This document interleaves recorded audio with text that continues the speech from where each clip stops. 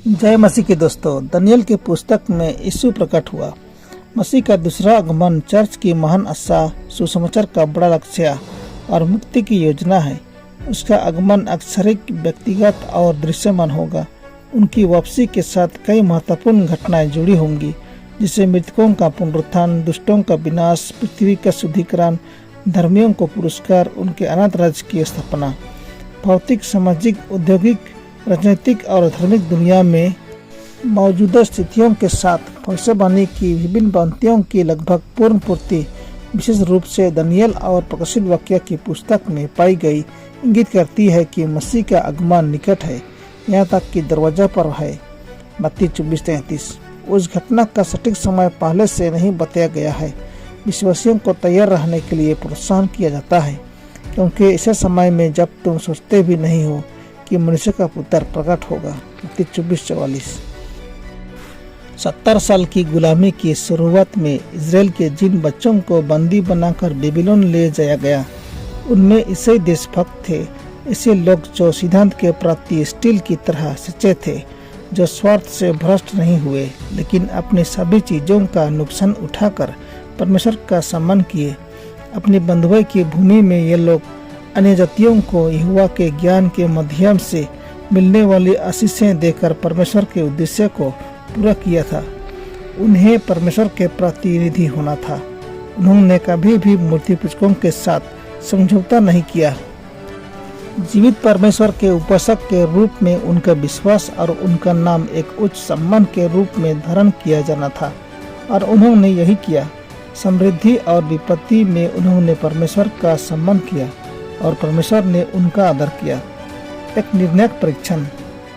राजा ने अपने सेवकों के स्वामी अस्पनाज को इजराइल के कुछ संतानों के विषय में क्या निर्देश दिए? दानियेल 1:3 और 4। अब उस राजा ने अपने खोजों के प्रधान अस्पनाज को आज्ञा दी कि इजरायली राजपुत्रों और प्रतिष्ठित पुरुषों में से ऐसे कई जवानों को ला, जो निर्दोष, सुंदर और सब प्रकार की बुद्धि में प्रवीण और ज्ञान में निपुण और विद्वान और राजभवन में हाजिर होने के योग्य हों, और उन्हें कसदियों के शस्त्र और भाषा की शिक्षा दे। सवाल 2। बेबीलोन देश में बंदियों में से किन 4 युगों का उल्लेख किया गया है, जिन्हें यह विशेष परीक्षण प्राप्त करना था? उनमें यहूदा की संतान से चुने हुए दानियेल, हनन्याह, मिशाएल और अजर्याह नामक यहूदी थे। ईश्वर के प्रति अपनी निष्ठा बनाए रखने वालों में दानियेल और उसके 3 साथी शामिल थे, जो इस बात के शानदार उदाहरण हैं कि वे लोग क्या बन सकते हैं जो ज्ञान और शक्ति के ईश्वर के साथ एकजुट होते हैं। अपने यहूदी घर की तुलनात्मक सादगी से सही वंश के इन युगों को सबसे शानदार शहरों में और दुनिया के सबसे महान सम्राट के दरबार में ले जाया गया।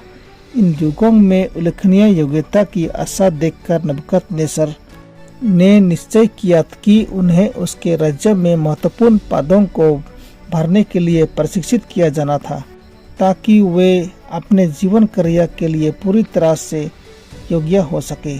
उसने उनके लिए कसदियों की भाषा सीखने की व्यवस्था की और 3 साल के लिए असामान्य शैक्षिक लाभ दिए, जो क्षेत्र के राजकुमारों को दिए गए। सवाल 3। इन नवयुगों के अनुभव से, जैसा कि अध्याय में दर्ज है, जीवन की छोटी छोटी बातों में वफादार रहने की बातों पर कैसे जोर दिया गया है?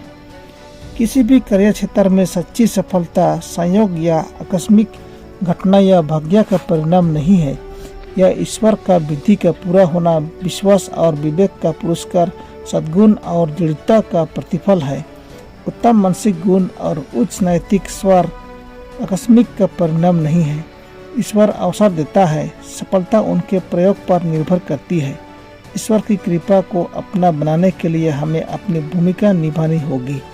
उनकी कृपा हमें इच्छा करने और काम करने के लिए दी गई है, लेकिन हमारे प्रयास के विकल्प के रूप में कभी नहीं दी गई है। वो इतने बड़े विश्वास और सम्मान के पद के लिए कैसे उपयुक्त हो गए? यह छोटी छोटी चीज़ों में ईमानदारी थी जिसने उनके पूरे जीवन को रंग दिया। उन्होंने छोटी छोटी जिम्मेदारियों के साथ साथ बड़ी जिम्मेदारियों में भी परमेश्वर का सम्मान किया। परमेश्वर आपको आशीष दे। आमीन।